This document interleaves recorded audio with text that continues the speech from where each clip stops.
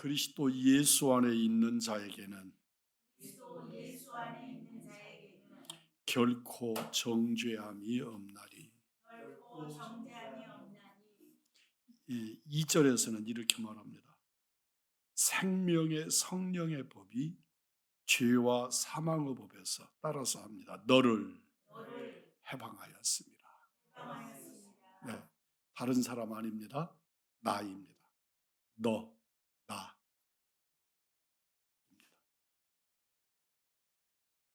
오늘 본문의 말씀을 바로 믿고 붙드는 사람은 참된 신앙생활을 할 수 있습니다.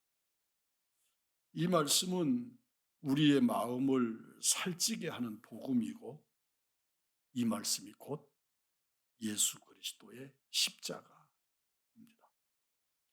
로마서 8장은 로마서 전체의 요약이고 클라이맥스고 파라다이스를 우리에게 안겨주는 말씀입니다. 그래서 어떤 학자들은 로마서를 가락지에 비유하면서 그 가락지에 꽂혀 있는 보석이 로마서 8장이라고 말했습니다. 이제 그리스도 예수 안에 있는 자에게는 결코 정죄함이 없다. 여기서 말하는 정죄는 지옥 가는 벌을 말합니다. 우리가 예수 안에 있는 우리들, 예수 안에 있는 사람은 지옥 가지 않는다. 지옥 가는 정죄는 없다고 했습니다. 예수 믿는 순간부터 하나님 앞에 죄인이라는 정죄를 받지 않는다. 죄인이라고 하는 딱지를 뗀 겁니다. 여기서 중요한 것은 내가 의로워서가 아니고 내가 의롭다고 여겨졌기 때문입니다. 그러니까 내가 의로워지는 것이 아니라 예수님 때문에 나를 의롭다고 여겨주신다고 말씀하시고, 내가 예수님 때문에 정죄를 받지 않는 거예요.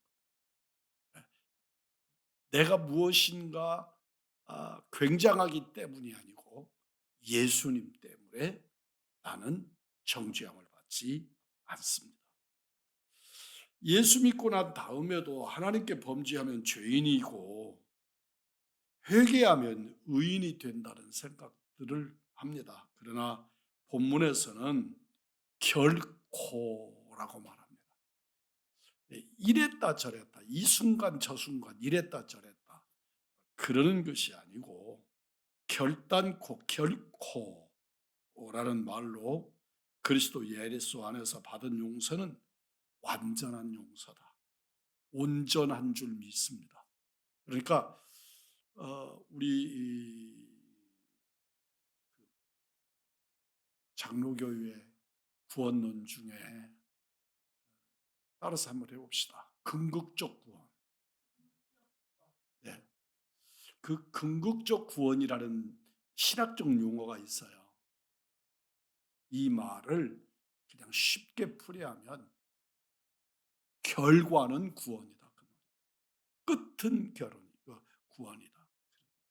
그러니까 우리가 이런 죄 저런 죄 있지만 그럼에도 불구하고 예수를 믿음으로 구원 얻는 은혜의 역사는 잃어버리지 않는다는 것.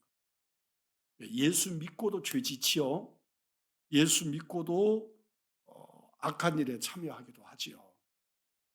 그런데 어떤 죄를 범하지 않느냐 그러면, 그래서 구원 얻느냐 그러면, 우리는 예수를 부정하는 죄, 예수를 믿는 이 일에 있어서 결코 정죄함이 없다는 말입니다. 그러니까 예수를 믿는 한 우리는 비록 내가 이러저러한 죄들이 아니라고 말하는 죄들이 내게 있을지라도 그럼에도 불구하고 결국 천국은 우리들의 것이다 하고 말씀하는 것이지요. 그래서 어떤 사람들처럼 너는 그것 했으니까 지옥 가고 너는 이것 했으니까 천국 가고가 아니고 예수를 믿음으로 구원받게 됐고 예수를 믿음으로 지옥과는 결별된 줄 믿습니다. 우리는 그러면서도 인간의 속성이 죄성이 있기 때문에 근본 본질이 죄인이기 때문에 우리는 이러저러한 죄들을 짓지만 때마다 늘 회개하면서 또 은혜로 속죄를 받으면서 우리는 하나님 앞에 자녀로 서지는 줄 믿습니다. 이 하나님이 주신 용서의 복은 측량할 길이 없습니다. 여기서 말하는 용서의 복, 그 용서는 지옥 가는 일에 있어서의 용서입니다. 내가 지옥 갈 수밖에 없는 하나님을 불신하는 죄에서 해방되어져서 이제 우리는 영원히 하나님 나라에 가는 은총의 복을 누리게 된 것입니다. 어떻게 보면 이 말씀이 대단히 비합리적인 말씀처럼 보이고 하나님이 우리보다 양심이 없는 것처럼 느껴질 때가 있습니다. 어떻게 그런 죄인을 그런데 예수님 한편에 있던 강도가 또 다른 편에 있는 강도를 책망합니다.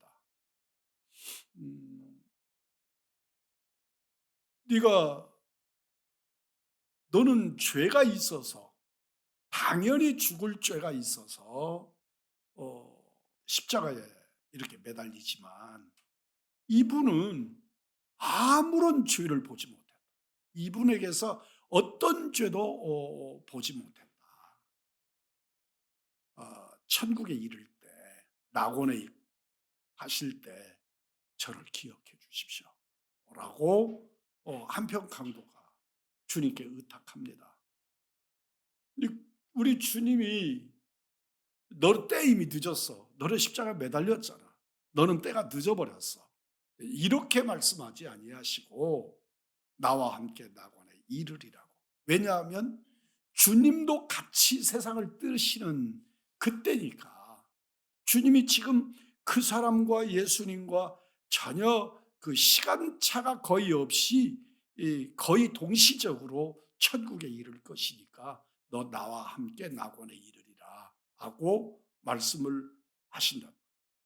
바꿔서 말하면 나와 함께 천국에 가자 그런 말씀이지요. 그가 지은 죄를 언제 속죄할 기회가 있었습니까? 성경에 있는 말씀을 보면 예수 그리스도를 하나님으로 그리고 천국의 주인공으로 구주로 믿는 그 순간에 그의 죄는 그리스도의 안에서 속죄받은 줄 믿습니다. 그래서 우리 예수님이 용서하시는 그 용서는 지옥 갈 죄, 지옥 가는 죄, 거기에서 우리를 용서하셔서 의의 백성이 되도록 그 용서는 이것저것 어떤 것으로든지 훼손당하지 않는다 하는 것을 믿으시기를 바랍니다. 마귀는 여기에 눈을 뜨지 못하도록 우리들이 조그마한 것을 가지고 늘 우리를 정죄하려고 시도합니다. 크고 작은 것들을 가지고 계속해서 우리들을 정죄합니다. 너는 이렇게 죄 지었잖아. 너는 이런 죄인이 있잖아. 너 이런 죄 지었잖아. 너 지금 이런 생각하고 있잖아. 그리고 사탄이 계속해서 우리를 정죄합니다. 그런데 주님은 말씀합니다. 결코 정죄함이 없다고 말씀합니다. 누구도 나를 정죄할 수 없습니다. 나를 정죄하는 자는 사탄일 뿐입니다. 그러나 그 정죄는 내게 와 닿지 못하는 정죄입니다. 이런 것과 같은 겁니다. 검사가 어느 한 죄인을 법정에 세웠습니다. 그리고 계속해서 내 죄가 이러이러해서 이런 죄가 있고 이러이러해서 이런 죄가 있고 그래서 나를 막 엄청난 죄인을 만들었습니다. 그런데 판사가 나를 심판합니다. 그리고 선언합니다. 너는 죄가 없다. 너는 무죄하다. 그렇게 선언하는 겁니다. 그러니까 아무리 나를 죄인이라고 정죄해도 사탄이 너는 이래서 안 돼. 너는 이래서 지옥 갈 거야. 너는 이래서 멸망할 거야. 그리고 온갖 것으로 나를 정죄하는데 심판자이신 우리 주님이 결코 정죄하지 않는다. 그리고 내게 구원을 선포하시는 그런 은혜가 우리 안에 있어지는 것입니다. 이제 우리는 과거의 죄, 현재의 죄, 미래의 죄를 다 용서받았습니다. 그러니까 미래의 죄를 용서받았다고 하는 이런 말씀 때문에 이런 말씀을 오해하고 그 구원파 같은 사람들은 구원파 같은 이단자들은 우리가 미래의 죄도 용서받았다고 하는 이런 말이 얼마나 환호하는 말입니까? 얼마나 멋진 말입니까? 그러니까 이런 말을 받아가지고 왜곡하는 거죠. 내가 어떻게 살아도 내가 무엇을 해도 나는 죄가 되지 않아. 죄가 없어. 그러니까 나는 예수 믿고 구원받았음이 선포되고 난 다음부터는 내가 무엇을 하든지 내가 어떤 삶을 살든지 조금 극단적으로 표현한다면 사람을 죽여도 세상은 나를 벌을 줄 수 있지만 하나님은 나에게 벌 주시지 않는다. 왜? 이미 구원받았고 과거형으로 구원이 완성되었고 구원받아 버렸고 구원받은 우리들은 지옥 가지 않는다 하고 주장을 하는 거죠. 이 땅에서 어떤 삶을 살아도 괜찮다고 말하고 주장하는 것이 구원파. 그런데 성경은 우리에게 그렇게 말씀하지 않습니다.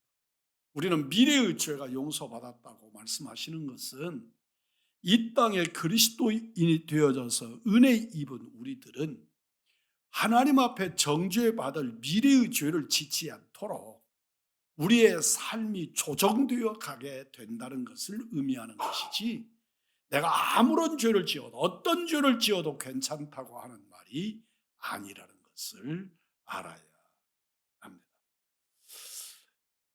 우리는 원죄와 조상 때부터 물려받은 근본적인 악한 죄까지도 우리는 그저 온갖 것으로 내 굴레처럼 머리다 씌워놓은 어깨에 짐궈져 있는 그 죄들을 다 주께서 용서하셨다. 결코 정죄하지 않으신다. 여기서 이제 정죄하지 않는다는 말도 우리가 그 문자적인 이해를 좀 하셔야 합니다. 그게 뭐냐면 내가 죄가 없다가 아닙니다. 정죄라는 말은 죄가 너는 죄인이라고 말하는 것을 정죄라고 말합니다. 너는 죄인이야. 이러이러해서 너는 죄인이야. 라고 나에게 죄인의 딱지를 붙이는 것을 정죄라고 말합니다. 그런데 그 정죄함이 없다는 말은 내가 죄가 없다는 말이 아니라 그 죄값을 내게 묻지 않는다는 말씀입니다.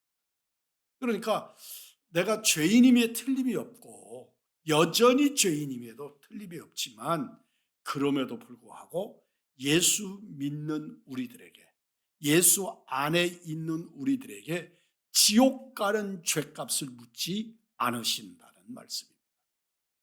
그러니까 우리는 지옥 안 가니까 어떤 죄를 지어도 된다는 말이 아니라는 것을 우리는 분명히 기억해야 합니다. 우리 그리스도인의 의식 속에 있는 죄의식, 그러니까 주님으로부터 온전히 용서받았다고 하는 속죄의 은총을 온전히 받아들이지 못하는 그리스도인들에게 일어나는 의식 속에 한 세 가지 정도의 고민들이 있습니다.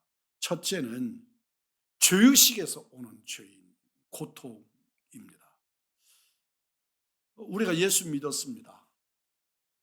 그런데도 앞에 말씀을 드리는 것처럼 내가 우리가 기도하면서도 그런 기도 드리잖아요.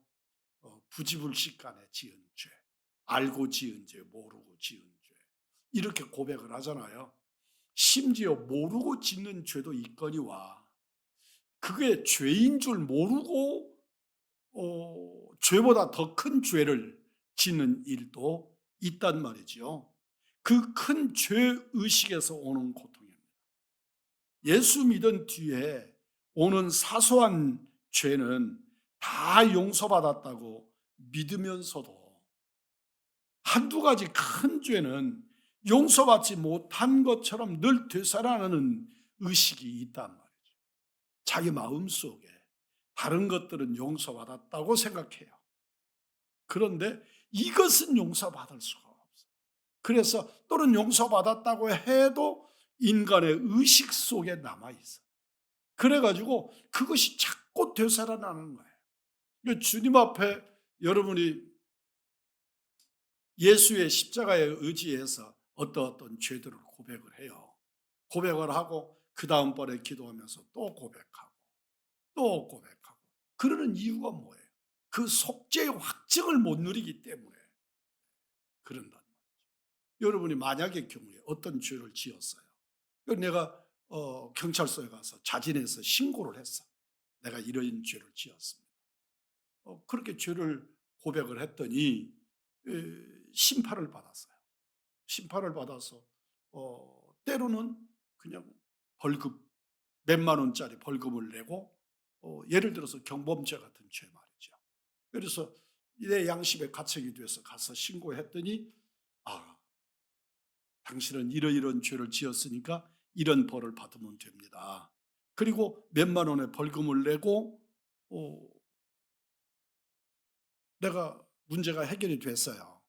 그런데 그 다음번에 또 경찰서에 가서 나 이거 지난번에 이 죄 지었다. 당신 지난번에 벌금 냈잖아요.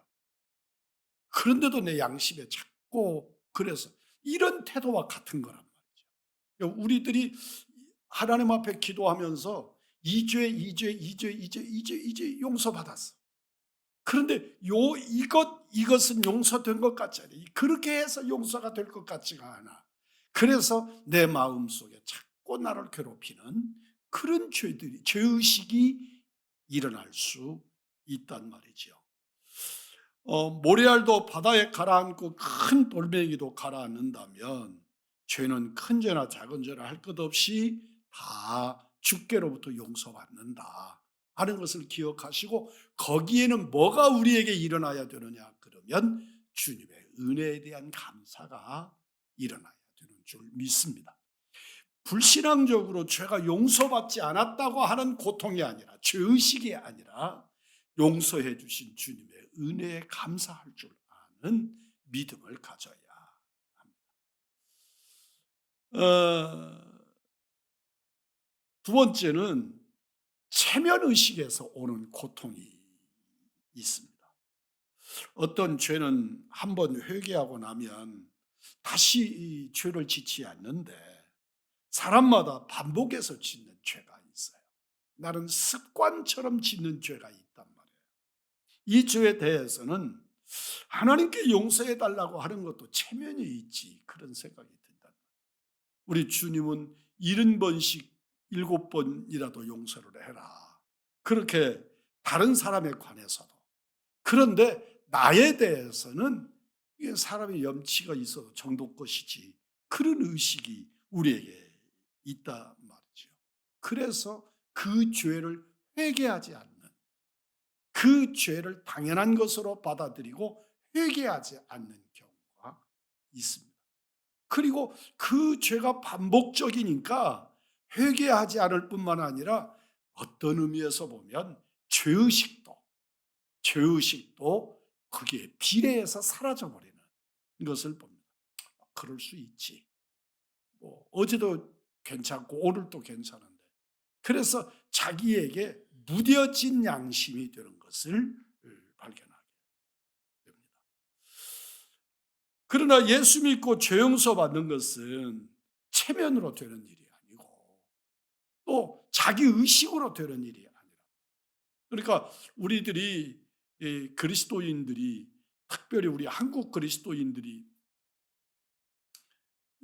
가지는 의식 중에 무서운 것이 뭐냐 그러면, 그냥 내 마음속으로 이거 좀 미안한데 이거 그러면 안 되는데 생각하면 그게 회개라고 생각하는 사람들도 있고, 앞에서 말씀을 드린 바와 같이 내가 반복적으로 죄를 지어져서 심령이 무뎌져 버려서 그러므로 회개하지 않고도 문제가 나름대로는 해결되었다고, 내가 교회 다니니까 해결되었다고, 그리고 심지어 어떤 분은 그 죄에 대한 내용을 하나님께 예물을 드리는 거예요.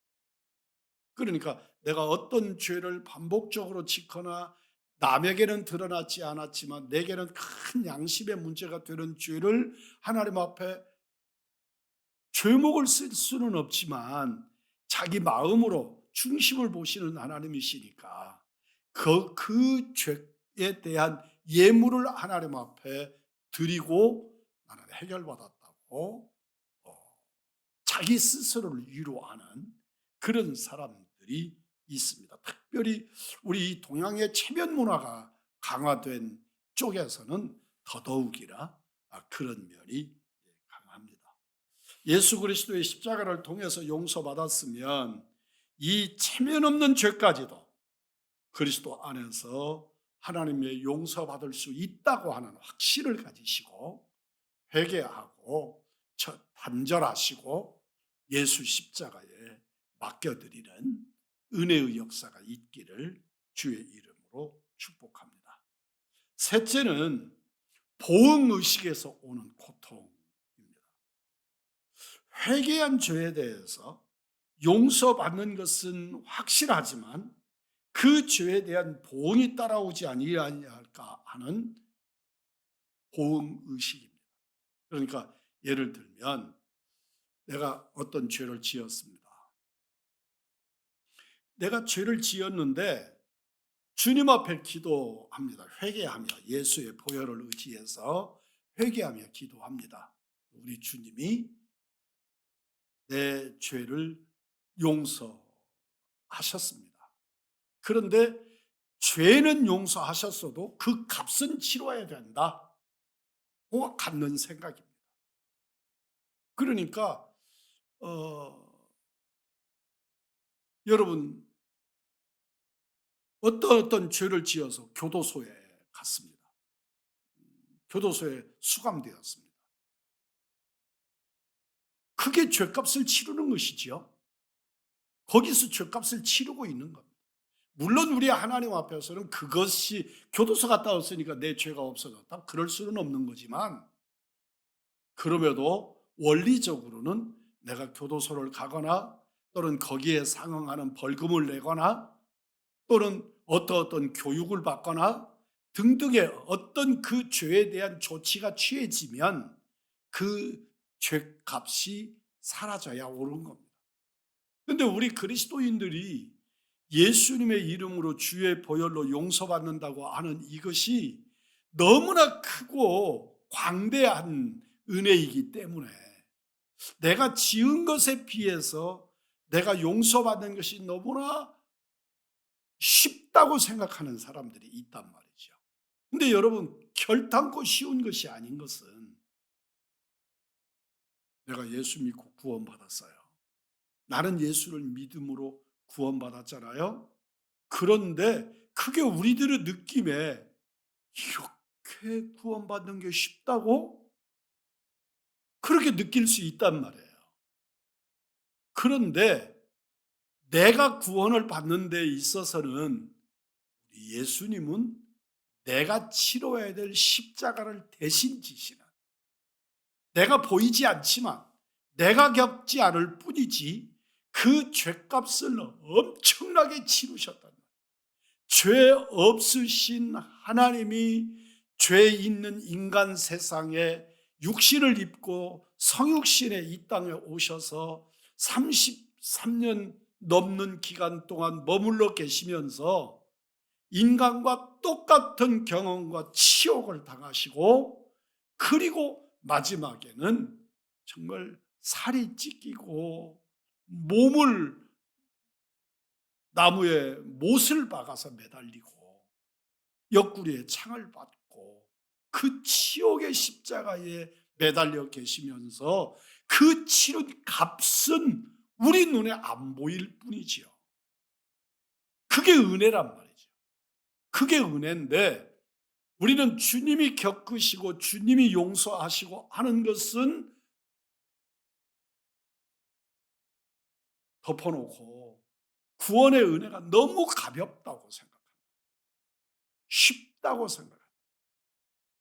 결단코 우리 어머니가, 우리 아버지가 나를 나되게 만드는 과정에 있어서 그 역사는 엄청난데, 그냥 어머니는 원래부터 있었던 것처럼 돈 주고, 원래 그분은 탈에 태어날 때부터 나를 사랑하시도록 되어졌다고 생각하고 나를 향해서 희생하시는 그것들을 간과한 채 그냥 그분에게서 받은 그것은 당연한 것처럼, 너무 쉬운 것처럼, 그렇게 이해하는 것처럼 한단 말이에요. 우리가 죄값을 치르고 나면 그 죄값은 곧 죄에 대한 그 결과를 해체하는 거라. 그래서 보응이 따라오지 않는다는 것을 기억하셔야. 근데 우리들은 늘 그런 죄의식을 갖는 거죠. 내가 어떤 죄를 지었어. 우리 주님 앞에 회개하고 용서받았어요. 그럼에도 불구하고 그 값은 치러야 된다고 생각하는 것입니다. 우리가 대가를 지불하기 전에 그 대가를 완전히 지불하신 분이 계십니다. 그분이 우리 예수님이시다.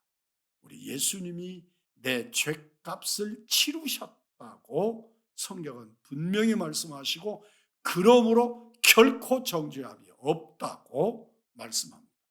정죄함은 없다고 말씀하시는데 보응은 받아야 된다, 이런 논리가 어디가 있어요? 그건 내가 치르는 거죠, 그 죄값을. 우리 주님은 내 죄 대신 당신이 모든 것을 감당하셨고, 주님이 내 죄를 용서해 주심으로 나는 그 죄값을, 그 보응을 치르지 않게 하셨다는 것입니다. 십자가에서 내 대신 찢기우시고 못 박히신 예수 그리스도이심으로 우리는 모든 죄에 대하여 대가 없이, 보응 없이 예수님 때문에 용서받은 줄 믿습니다. 알아야 할 것은 보응과 범죄한 뒤에 따라오는 자연적 결과는 우리는 확실하게 구별되어야 합니다. 젊었을 때 놀고 방탕하던 사람이 피땀 흘려 노력한 사람과 똑같은 결과를 기대하는 것은 자연 질서를 무너뜨리는 것과 같은 것입니다. 그러니까 젊어서 술 먹고 방탕하고 이래서 내 몸이 다 망가졌어요. 내 몸이 망가졌는데 예수 믿고 난 다음에 그냥 저절로 내 몸이 좋아진다? 이런 건 아니라는 것이죠. 그때 내가 행한 일들의 결과, 그 자연적 결과에 대해서는 내 몸이 반응하게 되어 있고 내 삶이 그 길을 걷게 되어 있다는 것입니다. 이것은 죄의 보응이 아니라 내가 뿌린 결과라는 것을 기억하셔야 합니다. 그러므로 결코 정죄함이 없다는 것은 완전한 용서이고 완전한 사죄입니다.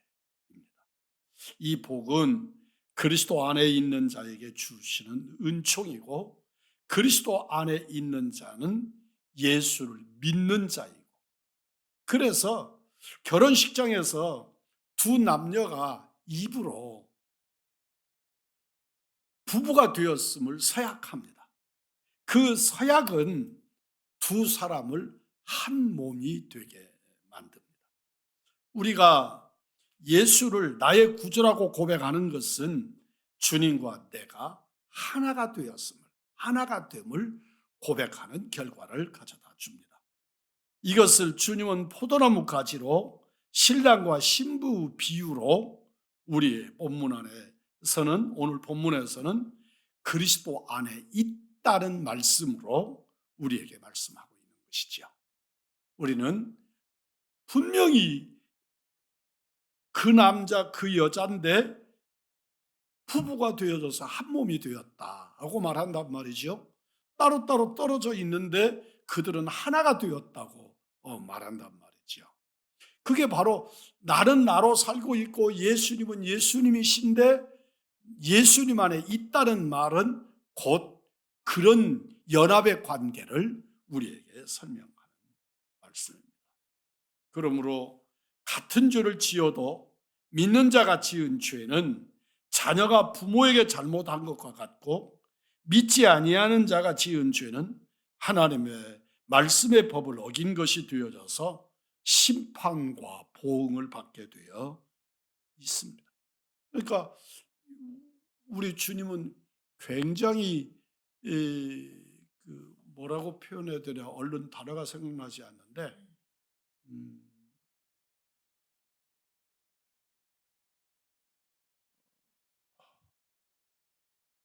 우리 주님은 왜곡되어 있다고 보여져요. 다른 사람들이 바라보면. 어떻게 사랑의 하나님이 저러실까? 은혜의 하나님이 저러실까?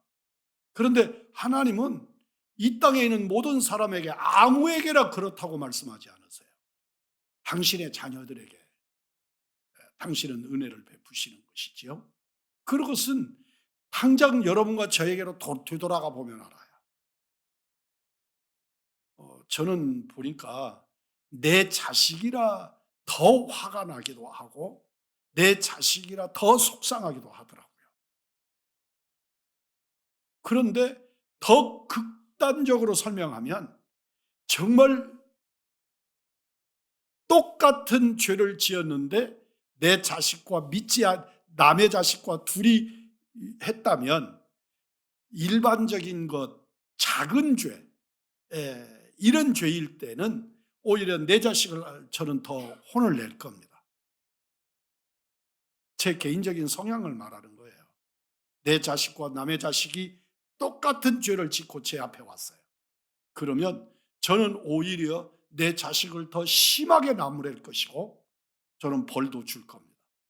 그런데 만약에 죽여야 되는 죄를 지었다고 생각해 보십시오.